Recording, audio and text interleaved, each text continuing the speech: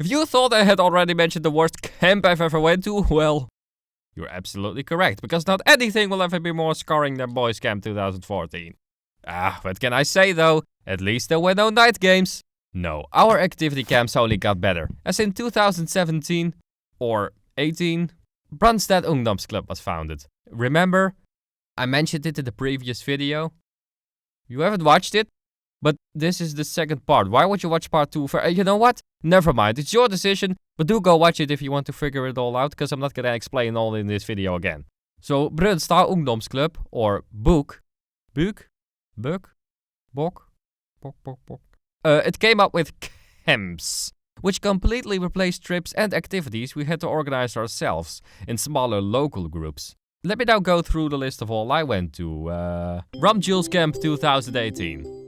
There were always activity camps for us in Norway before, but only ever when it was Easter and it was super expensive and during school and work, because vacations differ in Norway. So I never went to Påske Camp, which is Norwegian for Easter camp, but then they started Ramjules Camp, which is Norwegian for Ramjules Camp. Explanation time. In Norway, they named the short holiday period in between Christmas and New Year Romjul. The camp takes place during those days. I didn't participate in any of the 3 boring activities, I just observed. Fascinating. The sports hall had a grand opening, we had an awesome sleighing experience. Well, my friends did, I'm not doing this. That means having fun with others, and I don't do that. But they were really enjoyable and memorable last days in 2018. And then there were fireworks and the end. Summer Camp 2019. Didn't spell it wrong. Now this camp was amazing.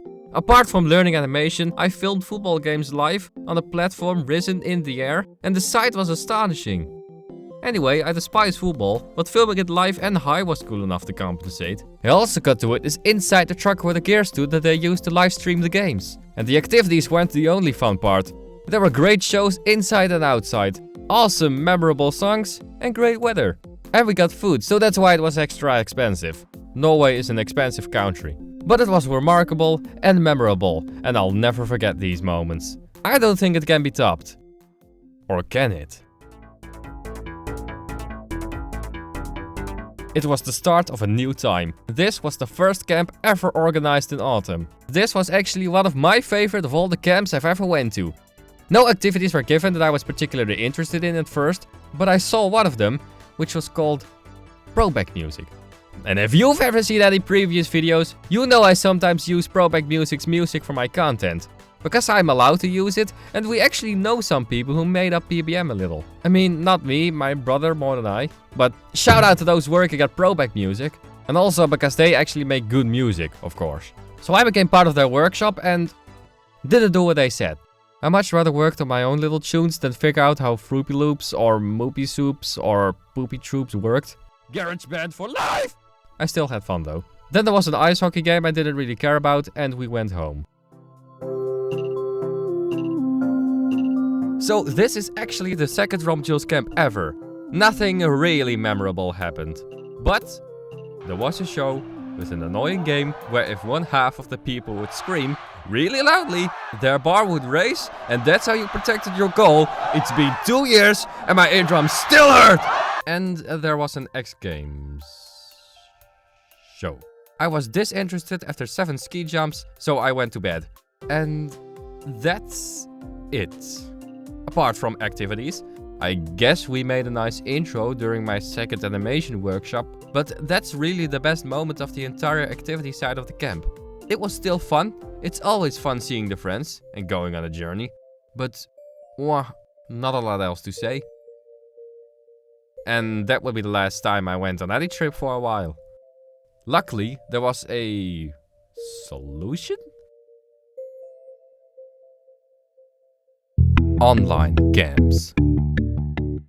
I was highly anticipated for the next camp during April. Easter egg hunts, special evenings with themes, the same but different. I was super excited. I was gonna film everything on my brand new camera. Phone. Påske Camp was the original camp in Norway since I think 2016, but I'm not gonna make any assumptions anymore. It was gonna be expensive, but I was gonna work hard for it. Days and nights of heavy lifting and I'm just kidding. I did not work extremely hard, but I still worked. I had the money, I had the time. My first visit to a camp in Easter was gonna be super amazing. And then it happened. I'm not gonna pretend I was super sad about it. There are many people who can never go to camps, not having the money, not having the time. But it was devastating. Yet it wasn't completely over. We were not gonna stop now. We are still gonna have a camp. We are still going to have meetings.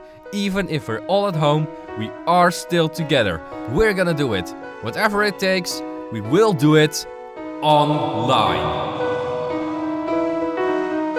So yeah, they organized a bunch of online live streams, tutorials and game worlds for people to join. It was certainly fun, but it would have been so much better if the camp just went as it normally would have.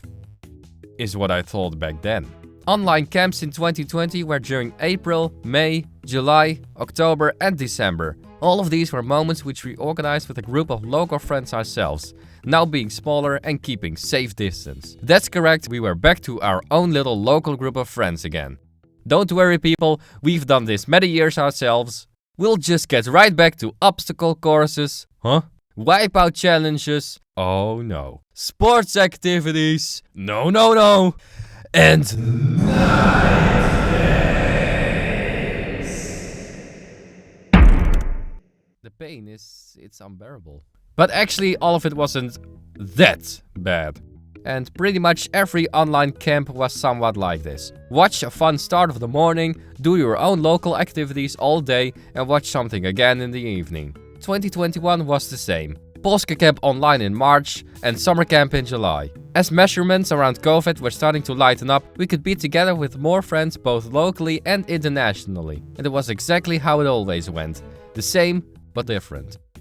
A couple of months later, we were vaccinated with 5G microchips. The rules were clear. We could come together again. And we did. Hustcamp 2021. Out of all the camps, I had no idea 2021's Hustcamp would be the first we could travel again. Romjil's Camp 19 was the last physical camp before COVID, Polska Camp 2020 the first online camp, and Summer Camp is the biggest of the four, yet it was the little one. The one camp right in the middle of autumn, 2 months after school starts again, that was the one. And it was pretty much the same again. Not in a bad way, in a very good way, but you get the gist at this point.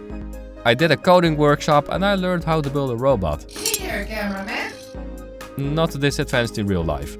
The camp went as it normally would have, but I did miss this. I really did. And then COVID became worse again. And is that bad? In some ways, but not in every way. This is all I have left to say to you. And then I'll have to leave. For a long while.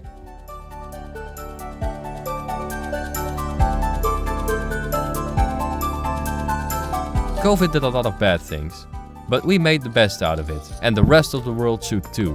But I'm not gonna tell others what to do. However, I will say this. This is what I think of online camps now. They needed to happen. And this is the reason. Third world countries could never participate in camps. Until they were online. I said I missed physical camps. Well, we had one. And I'm not mad more online camps had to happen. If now finally, friends all over the world can experience it. We became too dependent on others to organize things. A balance between physical and online means we can travel and see all of the friends one time and witness the rest of the world and their creativity of how they organize things the other time. Salute! A greeting to the friends in countries who have it harder than us. Let the camps and the commitment of others cheer you up. I will go to more camps in my life, but videos about them would be unnecessary and boring. Maybe news stories and other type of videos, they will still come. But I need to rework what the future of this channel and the entirety of Tantoni will be. And even if you won't watch anything I'll make, well, you've probably watched this. I'm going now. Campy's bot will watch the place for me. Goodbye. Oh, and to you, and to all who organized and will organize every single camp, thank you.